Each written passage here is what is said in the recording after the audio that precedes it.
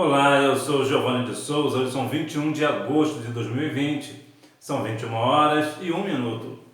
Lição número 11 do dia 13 de setembro de 2020, portanto, é o segundo domingo de setembro, é o Dia Nacional de Missões. Esdras vai a Jerusalém ensinar a palavra. Desse dia de missões, é interessante ressaltar que nós temos um dado extremamente infeliz, é um dado triste, uma notícia triste. E qual é essa notícia? As igrejas não investem em missões. Só para você ter uma ideia, as pessoas, os cristãos, claro, os cristãos investem mais em comida de pet shop do que em missões. Investem mais em doces e refrigerantes do que em missões. Só para você ter uma ideia da grandeza, da falta de investimento da igreja, só para você ter uma ideia de cada igreja, né? De cada R$ 1.000 recolhido entre dízimos e ofertas, fé e obra e tudo mais, de cada R$ 1.000, apenas 50 centavos é destinado a missões. Isso é um dado triste. E muitas das vezes, tem igrejas que não investe absolutamente nada em missões, o que é algo triste para nós. Esdras vai a Jerusalém ensinar a palavra, ou Esdras, como você preferir. Texto áureo. E provaram a boa palavra de Deus. Aos Hebreus capítulo 6, versículo 5, a parte A. Verdade prática. A palavra de Deus é semelhante a uma afiada espada. É poderosa e penetrante. Introdução. O grande valor do ensino da palavra de Deus é o assunto desta lição. Veremos como o governo da Pérsia enviou Esdras a Jerusalém a fim de verificar se a vida eclesiástica dos judeus estava conforme a lei de Deus. Artaxerxes envia Esdras. Os judeus sob o domínio dos persas. Quando o reino da Pérsia derrotou Babilônia, os judeus que viviam naquele lugar passaram automaticamente ao domínio do governo persa. Os judeus puderam logo constatar que os persas eram mais brandos do que os babilônicos. Vemos que, de qualquer forma, ser prisioneiro, ser cativo, mesmo por uma pessoa que seja aparentemente boa, não é algo bom. Ninguém gosta de ser preso, de estar preso, de ser cativeiro, mas, dadas as circunstâncias, é menos pior, vamos dizer assim, né? Ser prisioneiro dos persas do que dos babilônicos. E houve essa preocupação de Artaxerxes para enviar Esdras para ver se o povo de fato estava vivendo de acordo com a lei de Deus. Esdras é enviado a Jerusalém para ensinar a lei de Deus. No seu contato com Esdras, escriba e sacerdote, o rei ficou impressionado com o elevado grau de conhecimento que Esdras possuía da lei do Deus de Israel, e que, junto com seus 7 conselheiros, enviá-lo a Jerusalém a fim de inquirir acerca da situação espiritual dos residentes ali. Já imaginou hoje, se você, principalmente você que é pastor ou é dirigente de uma congregação, se hoje você precisasse enviar um obreiro para um lugar para pregar a palavra, você tem esse obreiro preparado? Você tem esse obreiro que sabe manejar bem a palavra da verdade? Você tem esse obreiro, você já capacitou esse obreiro, ou por alguma razão, ainda que você não tenha capacitado, ele já tenha vindo de outro lugar, de outro ministério, capacitado para levar a palavra? Hoje vemos algo triste nos nossos meios, que muitas pessoas, as igrejas em especial, não têm pessoas capacitadas para levar a palavra genuína. Até porque existe uma diferença bem grande de estar ministrando a palavra ou pregando a palavra dentro da igreja e estar ministrando fora.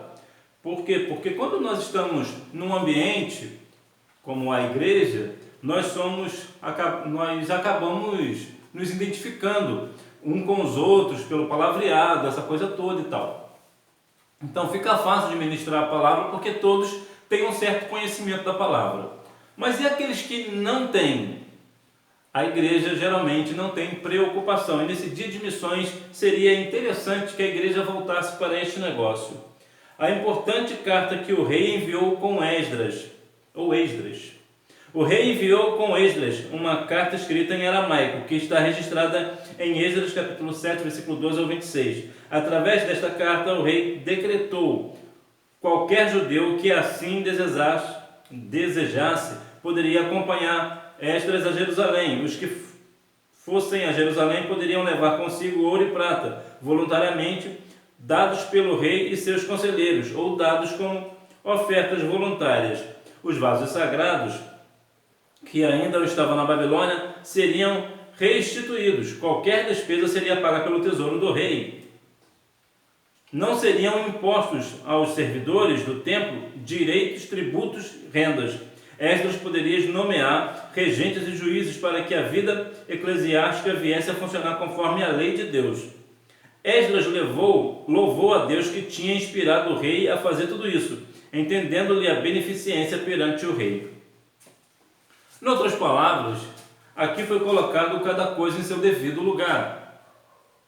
Nós vemos que há pessoas ainda que têm esse interesse de levar a palavra e fazer com que todas as coisas estejam em seus devidos lugares.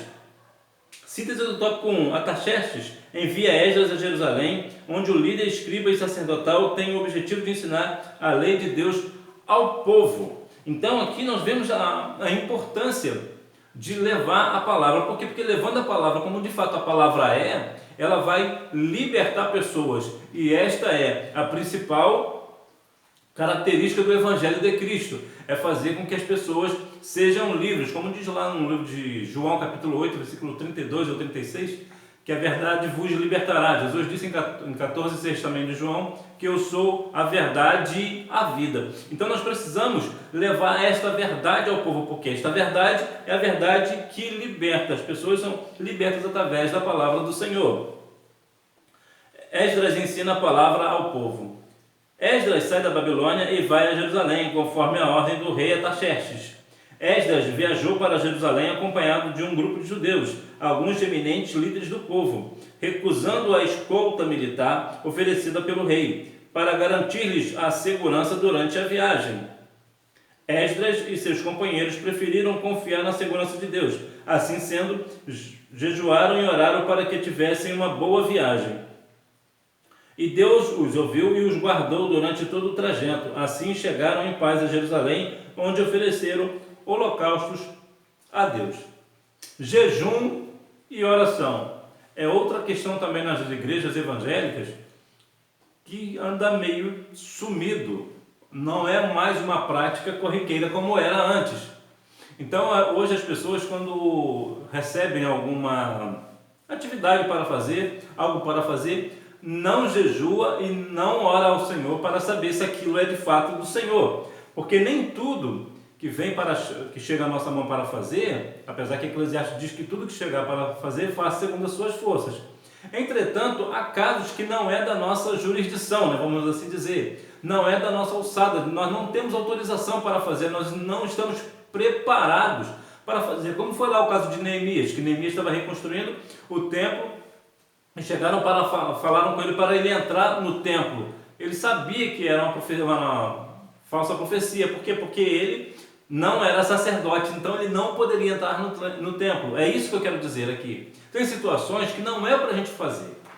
Então, e quando é para nós fazermos, o que nós precisamos fazer? Jejuar e orar. E buscar uma palavra do Senhor, uma palavra de segurança, porque nós não precisamos de escolta militar. Não aqui menosprezar o trabalho dos militares, em geral, não é esse aqui o ponto. O ponto aqui é confiar somente no Senhor. Como disse Davi, né, no Salmo 121, né, eleva meus olhos para os montes, de onde me virá o socorro. O meu socorro vem do Senhor que fez os céus e a terra. Então é essa confiança que precisamos ter. O encontro de Esdras com Neemias.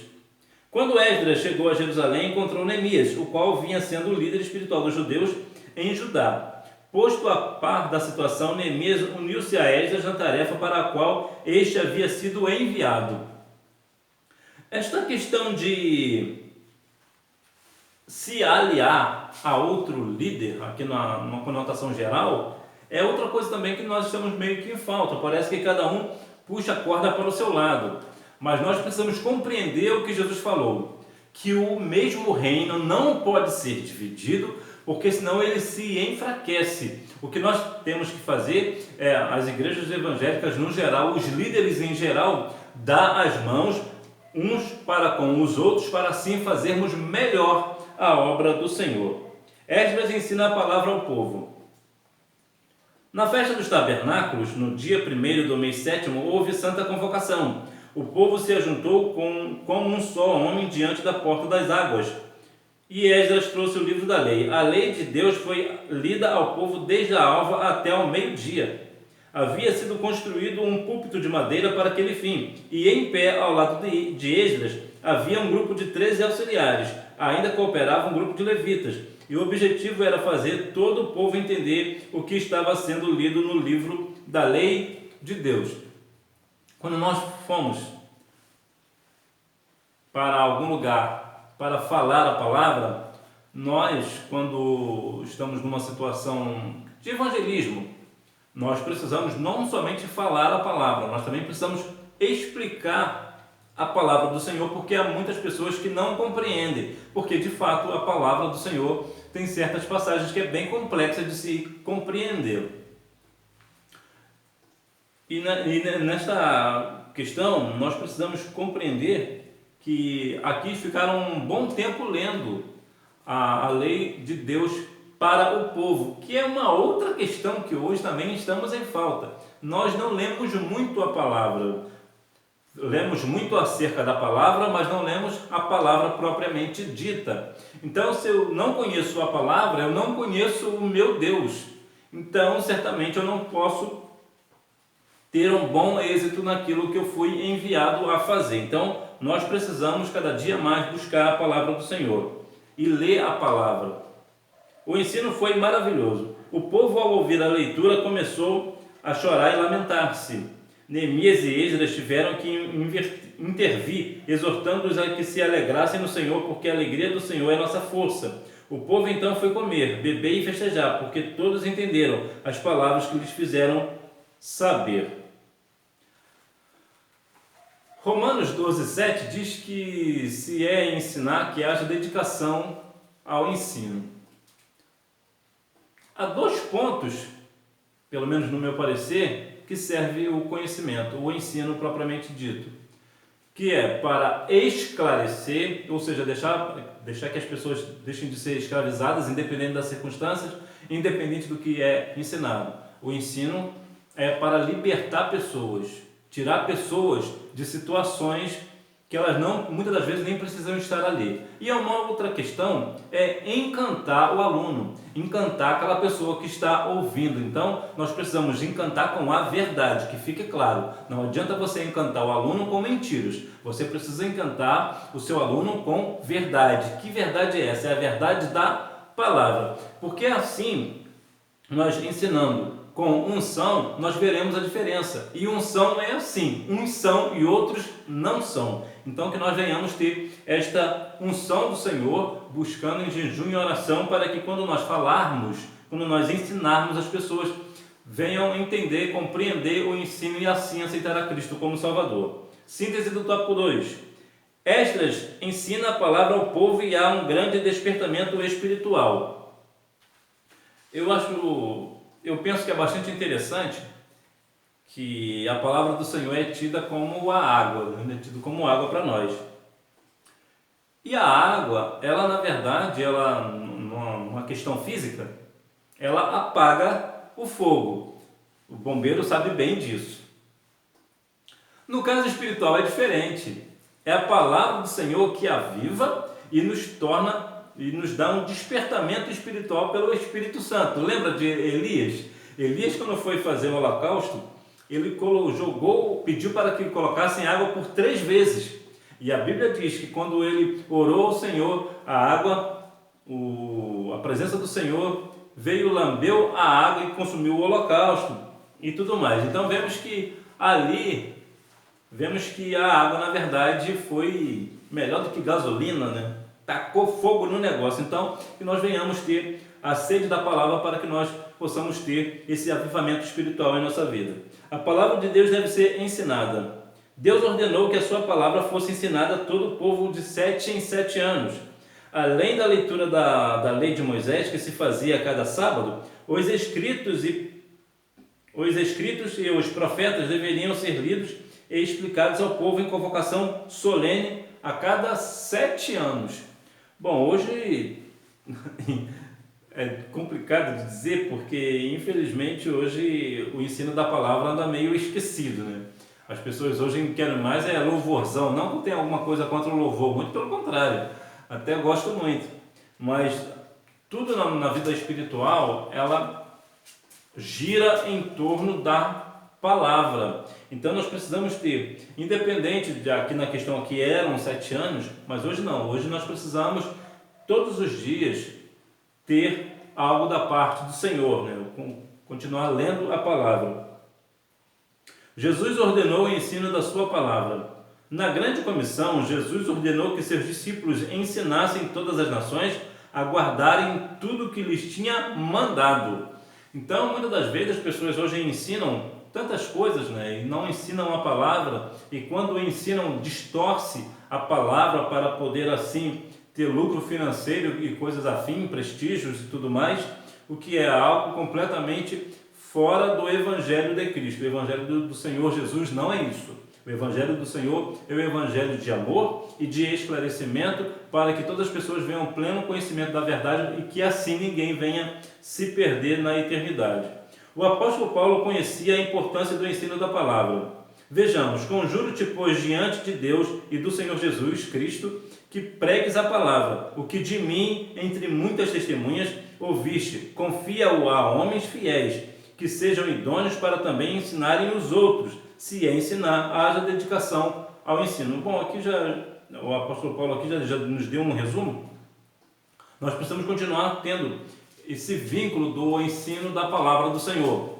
Eu acredito que é muito provável, se você é professor de escola bíblica dominical, ou professor de curso teológico, ou mesmo você é um professor que dá aulas bíblicas, independente se é no estudo bíblico ou não, no domingo ou não, é um pouco triste quando você vai dar um ensino, você prepara a semana inteira e chega lá, não ter pessoas para ouvir. Em alguns casos você chega na igreja, a igreja está fechada e você não tem ninguém para te ouvir. Na verdade, as pessoas não estão desprezando a você, estão desprezando a palavra, porque nós não vamos à igreja para vermos aos outros. É claro que nós vemos também, mas o nosso foco principal é de ouvir a palavra. Então, se você preparou um estudo bíblico e as pessoas não foram à igreja ou ao local marcado para ouvir a palavra do Senhor, não está rejeitando a ti, mas está rejeitando a palavra do Senhor. E infelizmente isso acontece muito. Nós vemos as escolas dominicais cada dia mais vazias e também os cultos de doutrina.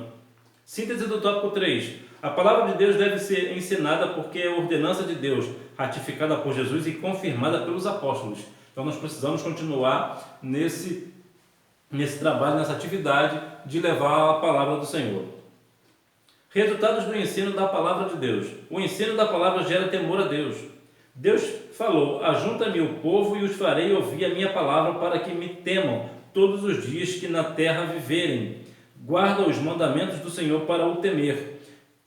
Pelo temor a Deus, o crente se aparta do mal, se desvia do mal e aborrece o mau caminho.